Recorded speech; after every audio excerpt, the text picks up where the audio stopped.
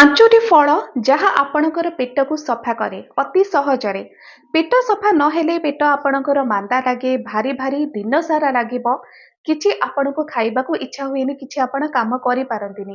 ଏମିତିକି ଯଦି ଆପଣଙ୍କର ପେଟ ସଫା ହୁଏନି ତ ଆପଣଙ୍କର ଅଣ୍ଟା ବି ଧରେ, ଆଉ ଆପଣମାନେ ଭାବନ୍ତି ଯେ କ'ଣ ଗୋଟେ ଟ୍ୟାବଲେଟ୍ କି କିଛି ଗୋଟେ ପାଉଡର ଆଣିକି ତାକୁ ଖାଇଦବା। କିନ୍ତୁ ଦେଖନ୍ତୁ, ଯଦି ଆପଣ ଏଇ ସବୁ ଟ୍ୟାବଲେଟ୍ ଆଉ ସବୁବେଳେ କିଛି ପେଟ ସଫା କରିବାର ପାଉଡର ଉପରେ ନିର୍ଭର କରିବେ, ତେବେ ହୁଏତ ଏଇଟା ଆପଣଙ୍କୁ ଟେମ୍ପୋରାରୀ କିଛି ରିଲିଫ ଦେଇପାରିବ, କିନ୍ତୁ ଆପଣଙ୍କର ସମସ୍ୟାକୁ ସମାଧାନ କରିବନି। ସମାଧାନ ସେତେବେଳେ ହବ ଯଦି ଆପଣ କୌଣସି ପ୍ରକାର ଏମିତି ଖାଦ୍ୟ ଖାଇବେ ଯୋଉଗୁଡାକ ପରମାନେଣ୍ଟ ସଲ୍ୟୁସନ ଆପଣଙ୍କୁ ଦେଇପାରିବ। ତ ସେଥିପାଇଁ ଆଜିର ଭିଡିଓରେ ମୁଁ ଆପଣଙ୍କୁ ଯେଉଁ 5ଟି ଫଳ ବିଷୟରେ କହିବି, ଏଇ ସବୁ ଆପଣଙ୍କୁ ପରମାନେଣ୍ଟ ସଲ୍ୟୁସନ ଦବ। ଆଉ ଏଇଟା କାହିଁକି ପରମାନେଣ୍ଟ ସଲ୍ୟୁସନ ଦବ? କାରଣ ଏଇ ସବୁ ଫଳକୁ ରେଗୁଲାର ଆପଣ ଖାଇପାରିବେ ଆଉ ବର୍ଷ ସାରା ଆପଣ ଖାଇପାରିବେ। ନମ୍ବର 5 ରେ ଅଛି ଅମୃତଭଣ୍ଡା। ଦେଖନ୍ତୁ, ନମ୍ବର 1 ରେ ଆପଣଙ୍କୁ ଯେଉଁ ଫଳ ବିଷୟରେ କହିବି ସେଇଟା ବହୁତ ଅଧିକ ସ୍ପେଶିଆଲ ଆପଣଙ୍କ ପାଇଁ, ଆଉ ତାର କରାମତି ବି ବହୁତ ଅଧିକ ରହିଛି। ତ ନମ୍ବର 5 ରୁ ଷ୍ଟାର୍ଟ କରିବା ଆମେ ଅମୃତଭଣ୍ଡା ଠାରୁ। ଆଉ ଆପଣ କଞ୍ଚା ଅମୃତଭଣ୍ଡା ଖାଆନ୍ତୁ କିମ୍ବା ଆପଣ ପାଚିଲା ଅମୃତଭଣ୍ଡା ଖାଆନ୍ତୁ, ପରିବା ଯଦି ଆପଣ କଞ୍ଚା ଖାଇବେ ତେବେ ସେଇଟା ପରିବା, ଯଦି ପାଚିଲା ପରେ ଖାଉଛନ୍ତି ସେଇଟା ଗୋଟିଏ ଫଳ। ଆଉ ଦୁଇଟା ଯାକର କରାମତି ସେମ୍ ଆପଣଙ୍କୁ ମିଳିଯିବ। ଆପଣ ଯଦି ପାଚିଲା ଅମୃତଭଣ୍ଡା ଖାଉଛନ୍ତି କିମ୍ବା କଞ୍ଚା ବି ଯଦି ଖାଉଛନ୍ତି, ତେବେ ସେଥିରେ ପେପେନ୍ ନାମକ ଏକ ଏନଜାଇମ୍ ରହିଛି। ଆଉ ଆପଣମାନେ ଜାଣିଛନ୍ତି, ଅମୃତଭଣ୍ଡାକୁ ନ୍ୟାଚୁରାଲି ପେଟ ପାଇଁ ଔଷଧି ଭଳି ବି କୁହାଯାଏ। ଆଉ ଯେତେବେଳେ ଏହାକୁ ଆପଣ ଖାଆନ୍ତି ଆପଣଙ୍କ ପେଟକୁ ରିଲାକ୍ସ ମିଳିବ। ଆପଣଙ୍କ ପେଟ ଯଦି ଖରାପ ହେଇଥାଏ ଆପଣ ଅମୃତଭଣ୍ଡା ଖାଇପାରିବେ। ଯଦି ଆପଣଙ୍କ ପେଟରେ ବଦହଜମି ହେଇଛି, ହଜମ ହେଉନି, ଖାଦ୍ୟ ଭାରି ଭାରି ଲାଗୁଛି, ତ ଆପଣ ଖାଦ୍ୟ ରୂପରେ ଅମୃତଭଣ୍ଡାକୁ ଖାଇପାରିବେ। ଆପଣ ଯେମିତି ବି ଖାଆନ୍ତୁ, ଆପଣ କଞ୍ଚା ବି ଖାଇପାରିବେ, ସେଟା ପରିବା, ଆପଣ ପାଚିଲା ପରେ ବି ଖାଇପାରିବେ, ସେଟା ଫଳ। ଯେମିତି ବି ଖାଇଲେ ଆପଣଙ୍କୁ ସେଇ ଏନଜାଇମ୍ ମିଳୁଛି ଯାହା ପେପେନ୍। ଆଉ ଏଇଟା ହିଁ ଆପଣଙ୍କର ପେଟକୁ ବହୁତ ଆରାମ ଦିଏ, ଶୀଘ୍ର ଏଇଟା ହଜମ ବି ହୁଏ। ଅନ୍ୟାନ୍ୟ ଖାଦ୍ୟ ଯୋଉଟା କି ପଡି ରହିଛି ଆପଣଙ୍କ ପେଟ ଭିତରେ ତାକୁ ହଜମ ବି କରିବ। ପ୍ଲସ୍ ଏଇଟାର କ'ଣ ଗୋଟେ ଭଲ କରାମତି କହିଲେ ଯେ ଅମୃତଭଣ୍ଡାରେ ଆପଣଙ୍କୁ ଫାଇବର ବହୁତ ଅଧିକ ମିଳେ। ଆଉ ଯେତେବେଳେ ଫାଇବର ଆପଣଙ୍କୁ ବହୁତ ଅଧିକ ମିଳିଯାଉଛି, ତେବେ ଯେତେ ସବୁ ମଇଳା ଆପଣଙ୍କର ଆଗରୁ ପଡିକି ରହିଛି, ଯାହା ଇଣ୍ଟେଷ୍ଟାଇନକୁ ଫୁଲ କରିକି ରଖିଛି, ଅଧିକ ଖାଦ୍ୟ ସେଥିରେ ପଶିବାକୁ ଦଉନି, ତ ସେଇ ସବୁକୁ ବାହାର କରିବାରେ ଆପଣଙ୍କୁ ସାହାଯ୍ୟ କରିବ। ଯଦି ଆପଣଙ୍କର ଅର୍ସର ବି ସମସ୍ୟା ରହୁଛି ତେବେ ବି ଏଇଟା ଆପଣଙ୍କୁ କାମ ଦେଇପାରିବ, କାରଣ ଅର୍ସର ଗୋଟିଏ ମୁଖ୍ୟ ଲକ୍ଷଣ କ'ଣ ଯେ ଆପଣଙ୍କର ପେଟ ସଫା ହୁଏନି, ଷ୍ଟୁଲ ହାର୍ଡ ହେଇଯାଏ। ତ ସେଥିପାଇଁ ଅମୃତଭଣ୍ଡା ଆପଣଙ୍କୁ ଏତେ ଅଧିକ କାମ ଦେଇପାରିବ, ଯୋଉଟା ପେଟ ବି ଆପଣଙ୍କର ସଫା କରିବ ଆଉ ଅର୍ସକୁ ବି ଆପଣଙ୍କର କମେଇଦବ।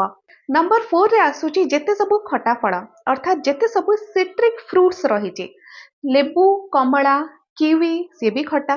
ଏମିତି ଅନେକ ପ୍ରକାର ଖଟା ଫଳ ରହିଛି। ଆମ୍ବ ଯେଉଁ ସମୟରେ ଖଟା ଥାଏ, କଞ୍ଚା ଆମ୍ବ, ତ ସେ ସମୟରେ ଆମ୍ବ ବି ଆପଣଙ୍କୁ ଗୋଟିଏ ଏମିତି ସିଟ୍ରିକ୍ ଫୁଡ୍ ଯୋଉଟା କି ଆପଣଙ୍କୁ ବହୁତ ସାରା ଭିଟାମିନ୍ ସି ଦିଏ। ଆଉ ଲେମ୍ବୁ, କମଳାରେ ତ ଏତେ ଅଧିକ ଭିଟାମିନ୍ ସି ରହିଛି, ଏତେ ଅଧିକ ଆଣ୍ଟି ଅକ୍ସିଡେଣ୍ଟ ରହିଛି, ସେଇଟା ଆପଣଙ୍କୁ ବହୁତ ସାରା ଫାଇଦା ଦେଇପାରିବ। ଯେହେତୁ ଭିଡିଓଟା ପେଟ ସଫା ଉପରେ ଅଛି, ତ ଆଜି କେବଳ ପେଟ ସଫା କଥା କହିବା। ଆଉ ଏଥିରେ ଯେଉଁ ପ୍ରକାରର ଭିଟାମିନ୍ ସି ମିଳେ, ସେ ସବୁ ଆପଣଙ୍କର ଇଣ୍ଟେଷ୍ଟାଇନକୁ ଆରାମ ଦେବା ସହିତ ଇଣ୍ଟେଷ୍ଟାଇନର କାର୍ଯ୍ୟକ୍ଷମତାକୁ ବଢ଼ାଏ। ଯେତେବେଳେ ଖାଦ୍ୟକୁ ଖାଉଛନ୍ତି ସେଇଟା ଯେତେବେଳେ ଡାଇଜେଷ୍ଟିଭ ସିଷ୍ଟମ ପାଖକୁ ଯାଉଛି, ଆମ ପାଟି ପାଖରୁ ହିଁ ଆମର ଡାଇଜେଷ୍ଟିଭ ସିଷ୍ଟମ ଷ୍ଟାର୍ଟ ହେଇଯାଇଛି। ତ ଯେତେବେଳେ ଡାଇଜେଷ୍ଟିଭ ସିଷ୍ଟମରେ ପୁରା ଖାଦ୍ୟଟି ଗତି କରୁଛି, ସେତେବେଳେ ଇଣ୍ଟେଷ୍ଟାଇନକୁ ଆସୁଛି। ଆଉ ଇଣ୍ଟେଷ୍ଟାଇନର ବଡ଼ କାମ କ'ଣ ଯେ ଖାଦ୍ୟରୁ ଯେତେ ସବୁ ସାରାଂଶ ରହିଛି ଆପଣଙ୍କ ଶରୀରରେ ମିଶେଇବ, ପ୍ଲସ୍ ଯେତେ ସବୁ ୱେଷ୍ଟ ରହିଛି ତାକୁ ବାହାର କରିବ। କିନ୍ତୁ ବେଳେ ବେଳେ କ'ଣ ହୁଏ, ଇଣ୍ଟେଷ୍ଟାଇନ ଆପଣଙ୍କର କିଛି କାମ କରିବାଟାକୁ କମେଇ ଦିଏ, ଯାହାଦ୍ୱାରା ଆପଣଙ୍କର ଖାଦ୍ୟରେ ଠିକ୍ ଭାବରେ ହଜମ ହୁଏନି। ଯଦି ବି ହଜମ ହେଉଛି ତାର ସାରାଂଶ ଠିକ୍ରେ ମିଶି ପାରେନି, ଆଉ ୱେଷ୍ଟ ଠିକ୍ରେ ବାହାରେନି, ଯାହା ପାଇଁ ଆପଣଙ୍କର ପେଟଟି ସଫା ହେଇପାରେନି। ତ ଏଇ ଯୋଉ ଭିଟାମିନ୍ ସି ଯୁକ୍ତ ଖାଦ୍ୟ ଯେତେ ସବୁ ରହିଛି, ଯେତେ ସବୁ ଖଟା ଫଳ ରହିଛି, ଏ ସବୁ ଆପଣଙ୍କର ପେଟକୁ ଆରାମ ଦିଏ, ଆପଣଙ୍କର ଇଣ୍ଟେଷ୍ଟାଇନର କାମକୁ ବଢ଼ାଏ। ନମ୍ବର 3 ରେ ରହିଛି ସେଉ। ସେଉରେ ପେକ୍ଟିନ୍ ନାମକ ଏକ ଫାଇବର ରହିଛି। ଆଉ ଏଇ ଯୋଉ ଫାଇବରଟା ନା, ଏଇଟା ଗୋଟେ ସ୍ପେଶିଆଲ ଫାଇବର। ଯେତେ ସବୁ ଫାଇବର ଯୁକ୍ତ ଖାଦ୍ୟ ଆପଣ ଖାଉଛନ୍ତି, ସେଉରେ ଯେଉଁ ପ୍ରକାରର ଫାଇବର ଆପଣଙ୍କୁ ମିଳେ ସେଇଟା ଗୋଟିଏ ସ୍ପେଶିଆଲ ଫାଇବର। ଆଉ ଏଇଥିପାଇଁ ତ କୁହାଯାଇଛି ଯଦି ଦିନକୁ ଗୋଟିଏ ସେଉ ଆପଣ ଖାଉଛନ୍ତି, ତେବେ ଡକ୍ଟରଙ୍କ ପାଖକୁ ଆପଣଙ୍କୁ ଯିବାକୁ ପଡ଼ିବନି। ତ ସେଥିପାଇଁ ସେଉ ଖାଆନ୍ତୁ। ଆଉ ସେଉର ଗୋଟେ ବହୁତ ହି ଭଲ କରାମତି କ'ଣ ଜାଣିଛନ୍ତି?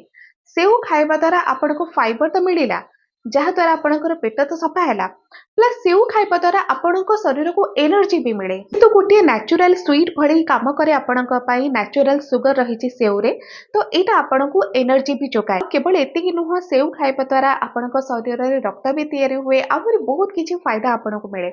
ଆଣ୍ଟି ଅକ୍ସିଡେଣ୍ଟ ବି ଏଥିରେ ଭରପୁର ରହିଛି। ସେଉ ଖାଇବା ଦ୍ୱାରା କୋଲେଷ୍ଟ୍ରଲର ସମସ୍ୟା ବି ଧୀରେ ଧୀରେ କରିକି କମେ। ତ ଏତେ ସବୁ ଫାଇଦା ଆପଣଙ୍କୁ ସେଉ ଦେଇପାରୁଛି। ନମ୍ବର 2ରେ ଅଛି ସପୁରୀ। ସପୁରୀ କାହିଁକି? ସପୁରୀରେ ଏତେ ଅଧିକ ଜଳୀୟ ଅଂଶ ରହିଛି, ଏଇଟା ଆପଣଙ୍କର ପେଟକୁ ଥଣ୍ଡା କରେ ଆଉ ଏଇଟା ଆପଣଙ୍କର ପେଟକୁ ଆରାମ ଦିଏ। ସପୁରୀରେ ଆପଣଙ୍କୁ ବ୍ରୋବୋଲିନ୍ ନାମକ ଏକ ଏଞ୍ଜାଇମ୍ ମିଳିଯାଏ, ଆଉ ଏଇଟା ହିଁ ଆପଣଙ୍କର ପେଟକୁ ଆରାମ ଦେବାର କାମ କରେ। ଆପଣଙ୍କ ପେଟ ଯଦି ଖରାପ ହେଇଯାଇଛି, ଆପଣଙ୍କ ପେଟ ଗରମ ହେଇଯାଇଛି, ଜଳାପୋଡ଼ା କରୁଛି, ଆପଣ ସପୁରୀ ଗୋଟିଏ ଖାଇଦିଅନ୍ତୁ। ଫାଇବର ତ ଏଥିରେ ମିଳିଲା, ପେଟ ଏଥିରେ ସଫା ହେଲା, କିନ୍ତୁ ଯେତିକି ପରିମାଣରେ ଆପଣଙ୍କୁ ଏଥିରେ ଜଳୀୟ ଅଂଶ ମିଳିଯାଉଛି ସେଇଟା ଆପଣଙ୍କର ପେଟକୁ ଥଣ୍ଡା କରେ, ପେଟକୁ ଆରାମ ଦିଏ। ଯଦି ଆପଣଙ୍କର ବଦହଜମି ହେଇଥିବ, ଆପଣଙ୍କୁ କିଛି ବି ଖାଇବାକୁ ଇଚ୍ଛା ହେଉନଥିବ, ତ ଆପଣ ଗୋଟିଏ ସପୁରୀ କାଟିକି ଖାଇଦିଅନ୍ତୁ। ଏଇଟା ପେଟକୁ ଆରାମ ଦେବା ସହିତ ଆପଣଙ୍କୁ ଏନର୍ଜି ଯୋଗାଇବ। ଆପଣଙ୍କୁ ଦିନସାରା ଅନ୍ୟ କିଛି ଖାଇବାକୁ ବି ପଡ଼ିବନି। ଆପଣ କୌଣସି ସ୍ଥାନକୁ ଯାଇଛନ୍ତି, ଆପଣଙ୍କୁ ଭୋକ ଲାଗିଲା, ସପୁରୀ ଦେଖିଲେ ତ ସପୁରୀ ଖାଇଦିଅନ୍ତୁ। କିଛି ନହେଲେ ସପୁରୀ ଜୁସ୍ ବି ଯଦି ମିଳୁଛି ତାକୁ ବି ପିଇ ଦିଅନ୍ତୁ। ତ ଏଥିରେ ବି ଆପଣଙ୍କର ପେଟକୁ ଆରାମ ମିଳେ, ଏଥିରେ ଆପଣଙ୍କୁ ଭିଟାମିନ୍ ସି ବି ମିଳେ, ଏଥିରେ ଆପଣଙ୍କୁ ଆଣ୍ଟି ଅକ୍ସିଡେଣ୍ଟ ମିଳେ। ଆଉ ଦେଖିବେ ଏଇଟା ଆପଣଙ୍କର ପେଟକୁ ସଫା କରିବା ସହିତ ଆପଣଙ୍କ ଶରୀରରୁ ବିଷାକ୍ତ ପଦାର୍ଥକୁ ବି ବାହାର କରିଥାଏ। ତ ଏତେ ସବୁ କାମ କରୁଛି ସପୁରୀ। କିନ୍ତୁ ଏଇଆ ଯେ ବର୍ଷ ସାରା ଆପଣଙ୍କୁ ସବୁ ସିଜନରେ ମିଳେନି, କିନ୍ତୁ ଯେଉଁ ସିଜନରେ ବି ମିଳେ ଆପଣ ନିହାତି ଏହାକୁ ଖାଆନ୍ତୁ। ଏବେ ଆସୁଛି ନମ୍ବର 1ର ଫଳ, ଯୋଉଟାକି ବର୍ଷ ସାରା ଆପଣଙ୍କୁ ମିଳି ବି ପାରିବ, ଆଉ ଏଇଟା ଅନ୍ୟାନ୍ୟ ଫଳ ଠାରୁ ରେଟ୍ରେ କମ୍ ବି ଆପଣଙ୍କୁ ମିଳିବ, ଆଉ ଏଇଟାର ବହୁତ ଅଧିକ କାମ ରହିଛି ଆପଣଙ୍କ ପେଟ ପାଇଁ। ଆଉ ଏ ଫଳର ନାଁ ହେଉଛି ପିଜୁଳି। ପିଜୁଳି ତ ଯଦି ଆପଣଙ୍କ ବାଡ଼ି ବଗିଚାରେ ଅଛି ତ ଫ୍ରି ମିଳିଗଲା। ଯଦି ବି ମାର୍କେଟରେ ଆପଣଙ୍କୁ କିଣିବାକୁ ପଡ଼ୁଛି ତ ତାର କଷ୍ଟ ବି କିଛି ଅଧିକା ନୁହଁ। ତ ପିଜୁଳି କାହିଁକି? ପିଜୁଳିରେ ଯେଉଁ ମଞ୍ଜି ଆପଣ ଦେଖୁଛନ୍ତି, ଆଉ ପିଜୁଳିରେ ଏତେ ଅଧିକ ଫାଇବର, ପିଜୁଳିଟା ପୁରା ହିଁ ଫାଇବରରେ ଭର୍ତ୍ତି ରହିଛି। ଯଦି ସେଥିରୁ ଆପଣ ଜୁସ୍ ବାହାର କରିବେ, ଏତେ ଜୁସ୍ ବାହାରିବନି, କିନ୍ତୁ ଫାଇବର ବହୁତ ଅଧିକ ରହିଛି। ଆଉ ଏଇ ଯେଉଁ ଫାଇବର ରହିଛି ନା, ଏଇ ଯେଉଁ ମଞ୍ଜି ରହିଛି, ଫାଇବର ରହିଛି, ତ ଏସବୁ କ'ଣ କରେ, ଯେତେ ସବୁ ଆପଣଙ୍କର ମଇଳା ରହିଛି, ଆପଣଙ୍କର ଷ୍ଟୁଲ ହାର୍ଡ ହେଇଯାଉଛି, ଆପଣଙ୍କର ଷ୍ଟୁଲ ଆଦୌ ବି ସଫା ହେଉନି, ପେଟ ଆପଣଙ୍କର ଆଦୌ ବି ସଫା ହେଉନି, ତ ଏସବୁ ବାହାର କରିବାରେ ଆପଣଙ୍କୁ ସାହାଯ୍ୟ କରେ। ପିଜୁଳିର ବହୁତ ସାରା ଅନ୍ୟାନ୍ୟ ସ୍ୱାସ୍ଥ୍ୟ ଲାଭ ବି ରହିଛି। ପିଜୁଳିରେ ଆଣ୍ଟି ଅକ୍ସିଡେଣ୍ଟ ରହିଛି, ପିଜୁଳିରେ ଭିଟାମିନ୍ ସି ରହିଛି, ଫାଇବର ତ ଏଥିରେ ଆପଣ ଜାଣିଲେ ବହୁତ ସାରା ରହିଛି। ଆଉ ଏସବୁ ମିଶିକି ଆପଣଙ୍କୁ ବହୁତ ସାରା ସ୍ୱାସ୍ଥ୍ୟ ଲାଭ ଦିଏ, ଆପଣଙ୍କର ଇମ୍ୟୁନିଟିକୁ ଷ୍ଟ୍ରଙ୍ଗ କରେ। କ୍ୟାଲସିୟମ ଏଥିରେ କିଛି ମାତ୍ରାରେ ରହିଛି, ଯେଉଁଥିରେ ଆପଣଙ୍କର ହାଡ଼ ଜନିତ ସମସ୍ୟା ବି ଦୂର ହୁଏ। ସବୁଠାରୁ ବଡ଼ କଥା ହେଲା ପିଜୁଳି ଆପଣଙ୍କୁ ଫୁଲନେସ୍ ଦିଏ। ଆପଣଙ୍କୁ ଭୋକ ଲାଗୁଛି, କିଛି ଆପଣଙ୍କ ପାଖରେ ଖାଇବାକୁ ନାହିଁ, ପିଜୁଳି ଗୋଟେ ଦୁଇଟା ଆପଣ ଖାଇଦିଅନ୍ତୁ, ଗୋଟିଏ ପିଜୁଳି ବି ଖାଇଦିଅନ୍ତୁ। 2 ଘଣ୍ଟା ପର୍ଯ୍ୟନ୍ତ ଆପଣଙ୍କୁ ଭୋକ ହିଁ ଲାଗେନି, କାରଣ ପିଜୁଳିରେ ଯେତେ ଫାଇବର ରହିଛି ସେଟା ପେଟକୁ ଯିବା ପରେ ଧୀରେ ଧୀରେ ହଜମ ହୁଏ। ଧୀରେ ଧୀରେ ହଜମ ହେବା ଦ୍ୱାରା ଟିକେ ଟାଇମ୍ ଲାଗିଯିବ। ଆଉ ଏଇଥିପାଇଁ ଆପଣଙ୍କୁ ଟାଇମ୍ ମିଳିଯିବ କିଛି ଖାଇବାକୁ ନାହିଁ ତ ଠିକ୍ ଅଛି, ପିଜୁଳି ଖାଇଦେଲି, ତାପରେ କିଛି ସମୟ ପରେ ପାଣି ଗୋଟେ ଗ୍ଲାସ୍ ପିଇ ଦିଅନ୍ତୁ, ପେଟରେ ଫୁଲିବା ଷ୍ଟାର୍ଟ ହେଇଯିବ ପିଜୁଳି। ଆଉ ଏଇଟା ହିଁ ଆପଣଙ୍କର ପେଟକୁ ଆରାମ ଦେଇପାରିବ, ଫୁଲନେସ୍ ଦେବ, ପେଟକୁ ଆପଣଙ୍କର ସଫା କରିବ। ଆଜିର ଭିଡ଼ିଓରେ ଆପଣ ଯେଉଁ 5ଟି ଫଳ ବିଷୟରେ ଜାଣିଲେ, ଏ ସବୁ ଫଳ ବହୁତ ଅଧିକ ଉପାଦେୟ ଆପଣଙ୍କ ପାଇଁ। କିନ୍ତୁ ଷ୍ଟାର୍ଟିଂରେ ଅମୃତଭଣ୍ଡା କଥା କହିଲି, ଅମୃତଭଣ୍ଡା ଆପଣ ରାତିରେ ବି ଖାଇପାରିବେ। ଆଉ ଯେତେ ସବୁ ଫଳ ରହିଲା ଆପଣ ଦିନ ସମୟରେ ହିଁ ଖାଆନ୍ତୁ। ଆଜିର ଭିଡ଼ିଓ ଯଦି ଆପଣଙ୍କୁ ଭଲ ଲାଗିଲା, ଚ୍ୟାନେଲକୁ ସବସ୍କ୍ରାଇବ କରନ୍ତୁ, ଭିଡ଼ିଓକୁ ଲାଇକ୍ କରନ୍ତୁ, ସେୟାର କରନ୍ତୁ।